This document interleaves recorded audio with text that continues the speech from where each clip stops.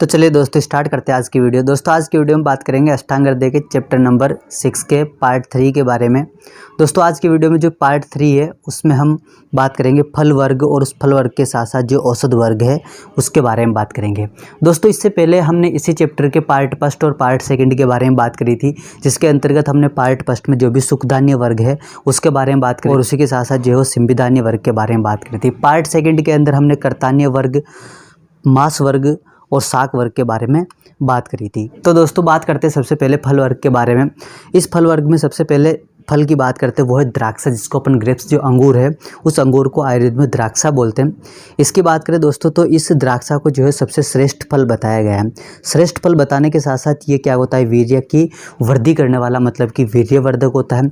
उसी के साथ साथ आँखों के लिए हितकर बताया है। हितकर होने के साथ साथ वात पित्त रक्त का नाश करता है।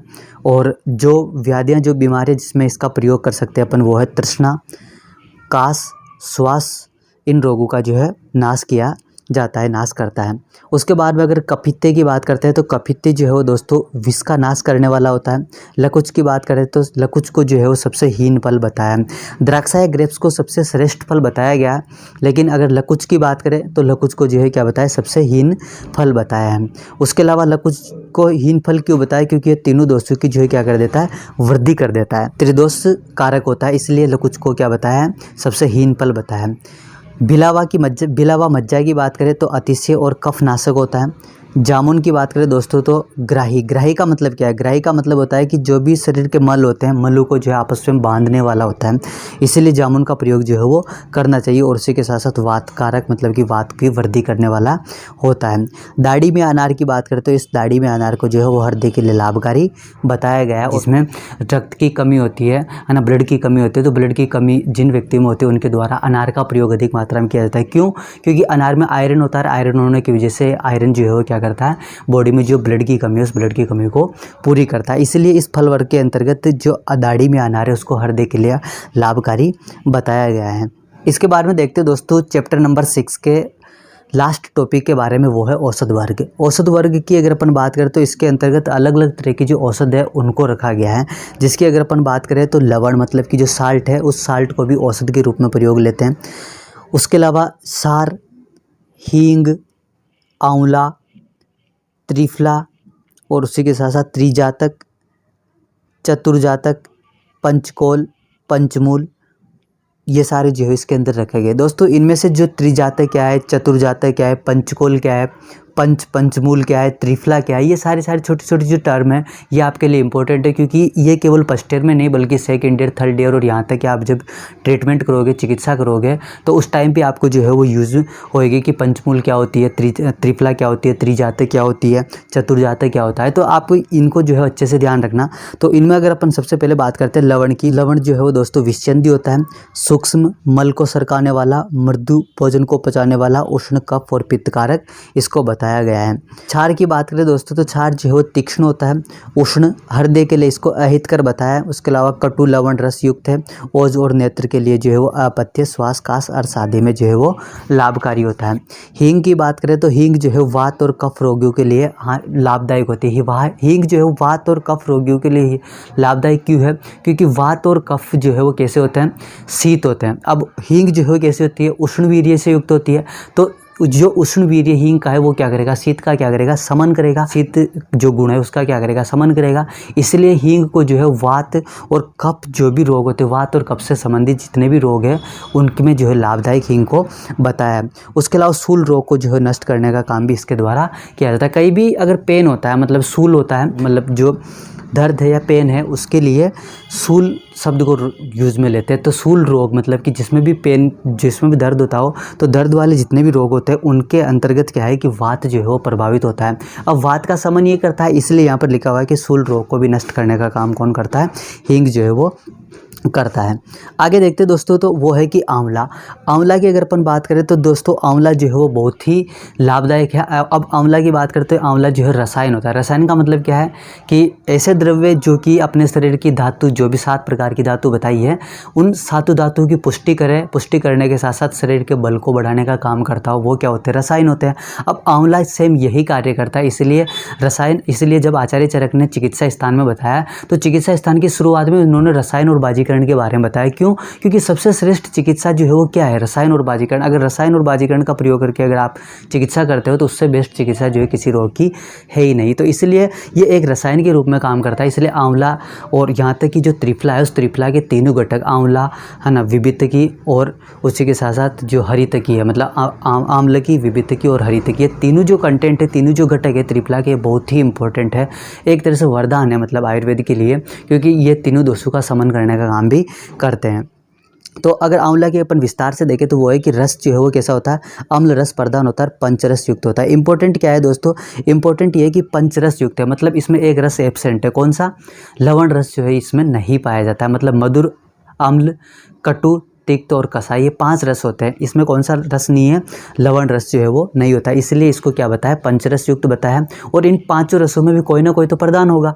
अब कौन प्रधान है? तो आंवला जो है वो कैसा होता है? अम्ल रस की प्रधानता से युक्त बताया गया। उसके अलावा वीर्य की बात करते हैं तो शीत वीर्य जो है इसका होता है, और कफ पित्त का सामन करने का काम इसके द्वारा किया जाता है, मतलब कफ और पित्त का नाश करता है। अब दोस्तों वैसे भी सोच सकते हो आप, कफ और पित्त है ना, कफ और पित्त का क्या करता है? नाश करता है। अब देखते हैं दोस्तों त्रिफला।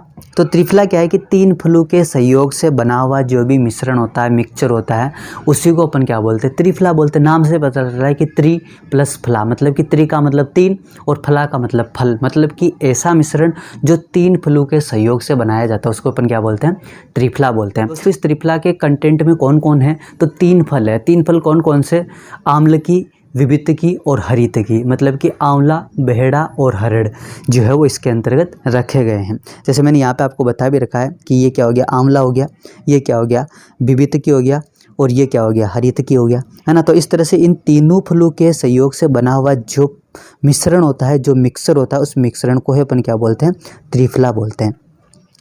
अब त्रिफला के गुणों की बात करें तो उत्तम रसायन। अभी मैंने थोड़ी देर पहले आपको बताया कि जब आचार्य चरक ने अपना चिकित्सा स्थान की शुरुआत करी, सर्वप्रथम ही चिकित्सा स्थान में उन्होंने रसायन अध्याय का वर्णन किया। रसायन के बाद में उन्होंने बाजीकरण, बाजीकरण के बाद में जो है ज्वर चिकित्सा का वर्णन मिलता है। तो रसायन और बाजीकरण को पहले क्यों रखा? क्योंकि रसायन और बाजीकरण जो है श्रेष्ठ है, चिकित्सा करने में सबसे श्रेष्ठ है। अगर इनसे आप चिकित्सा कर दे तो दूसरी चीज़ों की आपको रिक्वायरमेंट होगी नहीं। और उत्तम रसायन जो है बताया गया, मतलब कि इस त्रिफला को जो है उत्तम रसायन बताया गया। उसके अलावा नेत्र रोगों का नाश करता है। अब आम्ल की आंवला है तो नेत्र के लिए जो है क्या है? वरदान है, मतलब नेत्र रोगों का नाश करता है। मेद, दोसु, उसके अलावा परमेय, रक्तज रोगों का जो है नाश करने का काम करता है। मरीच की बात करें तो मरीच जो है वो रस और विपाक में कैसे होते? कटु, मतलब कि इसका जो है कटु रस की प्रधानता से युक्त बताया। और विपाक भी कैसा होगा? कटु होगा। जब रस जो है वो कटु है तो विपाक कैसा होगा? कटु होगा। उसके अलावा कफ दोष का नाश करने वाली होती है और लघु होती है। पंचकोल की बात करें तो पंचकोल के घटक द्रव्य आपको याद रखना है कि पिपली, पिपली मूल, चव्य, चित्रक और सुट्ठी, इन 5 कंपोनेंट के मिलने से जो बना हुआ होता है उसको अपन क्या बोलते हैं? पंचकोल कहते हैं। तो पंचकोल क्या हो जाएगा? पिपली, पिपली मूल, चव्य, चित्रक और सुट्ठी, इनके मिलने से बना हुआ जो मिश्रण होता है उसी को अपन क्या बोलते हैं? पंचकोल बोलते हैं। अब ये पंचकोल जो है दोस्तों गुल्म के साथ साथ आन्हा आदि रोगों में जो है वो सहायक होता है। अब इसके बारे में देखते हैं दोस्तों कि षड उष्ण क्या है। तो षड उष्ण का मतलब क्या है कि 6 उष्ण वीर्य की प्रधानता से युक्त द्रव्य के मिलने से बना हुआ जो मिश्रण होता है उसको अपन क्या बोलते हैं? षडुष्ण बोलते हैं। अब इस षडुष्ण में क्या है कि जो पंचकोल था, उस पंचकोल में जो 5 द्रव्य बताया ना, ये पिपली, पिपली मूल, चव्य, चित्रक और ये सुट्ठी, 5 तो ये है। और उसी के साथ साथ एक और क्या आ जाती है इसमें? मरीच। मतलब कि इन टोटल मिलाकर के जो 6 है, इन 6 के मिलने से जो बनता है उसको अपन क्या बोलते हैं? षडुष्ण बोलते हैं। उसके बाद बात करते हैं दोस्तों कि पंचमूल क्या है। अब वेरी वेरी वेरी इंपॉर्टेंट है, क्योंकि बृहत पंचमूल, लघु पंचमूल, उसके अलावा पंचमूल, ये सारे जो है वो इंपॉर्टेंट है ना। ये टर्म जो इंपॉर्टेंट है, आपको पता होना चाहिए कि किसके अंदर क्या है। जैसे कि त्रिफला के अंदर आम्लकी, हरितकी और विवितकी है। पंचकोल के अंदर कौन कौन है ना? पिपली, पिपली मूल, चव्य, चित्रक और सुट्ठी है। तो इस तरह से आपको ये पता होना चाहिए, क्योंकि ये इंपॉर्टेंट है। जब भी आप आगे चलोगे तो त्रिफला दे दो, जब भी आप चिकित्सा करोगे तो उसमें लिखोगे त्रिफला। अब आपको पता ही नहीं कि त्रिफला के अंदर क्या क्या है तो आप कैसे ट्रीटमेंट कर पाओगे। तो इसलिए आपको ये चीज़ें पता होनी चाहिए। तो ये बहुत इंपॉर्टेंट है आपके लिए। पंचमूल की बात करें दोस्तों तो इसके अंदर जो है बृहत पंचमूल, लघु पंचमूल, मध्यम पंचमूल, जीवनीय पंचमूल और तरण पंचमूल, इस तरह से टोटल मिलाकर के इसमें 5 मूल के बारे में बताया गया है। इसलिए इसको अपन क्या बोलते हैं? पंचमूल बोलते हैं। तो सबसे पहले देखते हैं अपन बृहत पंचमूल क्या है। तो बृहत पंचमूल के अंदर क्या है कि बिल्व, अग्निमंत, श्योनाक, पाटला और गंभारी, ये 5 द्रव्य जो है वो बृहत पंचमूल के अंदर रखे गए। अब ये द्रव्य क्या होते हैं, इनके गुण क्या है, रस क्या है, वीर्य क्या है, विपाक क्या है ना, इनका प्रभाव क्या है ना, इन सब के बारे में आप जब सेकेंड ईयर में द्रव्य गुण विज्ञान सब्जेक्ट पढ़ोगे तो उस दौरान आपको जो है विस्तार से पढ़ने को मिलेगा। अभी बस जस्ट आपको ये ध्यान रखना है कि बृहत पंचमूल के घटक द्रव्य कौन कौन से, तो आपको पता होना चाहिए कि बिल्व, अग्निमंत, श्योनाक, पाटला और गंभार, ये 5 द्रव्य के मिलने से बृहत पंचमूल बनती है। उसी तरह से लघु पंचमूल का भी आपको पता होना चाहिए कि जो है वो बृहत कंटकारी मतलब कि बड़ी कटेर है ना, लघु कंटकारी मतलब कि छोटी कटेर, साल पर्णी, पृश्चिन पर्णी और घोकसुर जो है वो लघु पंचमूल में आते हैं।